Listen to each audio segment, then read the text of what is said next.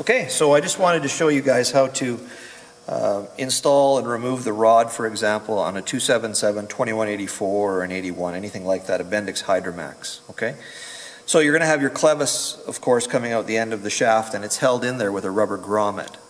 So what we want you to do, we do have instructions in the boxes when you buy them, but we wanted to show it to you. So lock your clevis into the vise,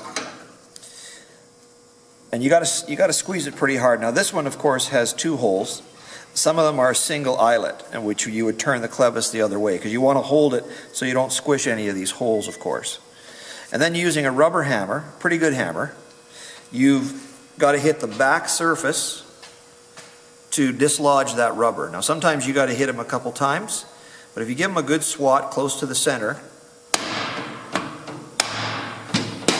you pull it off. And that's your core, of course. And there's your rubber that's still on there, okay? So you've broken that and you've pulled it away so that you've removed it from here. Now when you get your new one, of course, you've got to reinstall this. So what we're going to do is we're going to reinstall it back in here. Now the pin and the valve is already in place, so you don't have to touch anything there. But I'm going to do it on the old one so that I can pull it back out again. So here's what your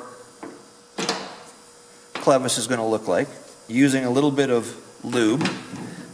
And it's nice to get something that's silicone based so that it doesn't affect the rubber.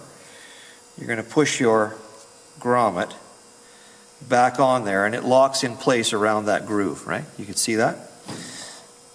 Then take a little bit more lube, put it on the outside of that rubber all the way around, and be sure, now if you get a new one, of course you're not going to have to worry about it, but you're going to have to reinsert that now, not with a hammer, just wiggle that back and forth, and you can feel it go down in there and lock in place.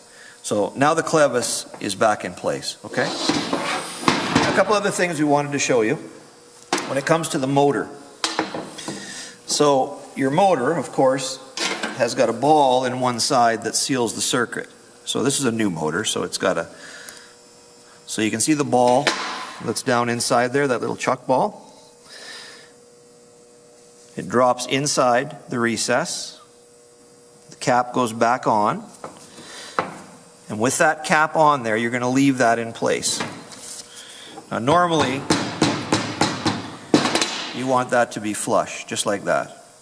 Using the same silicone-based lube, we like to put a little bit on there so that it holds our O-ring in place. And your O-ring and your grommet comes on your new unit.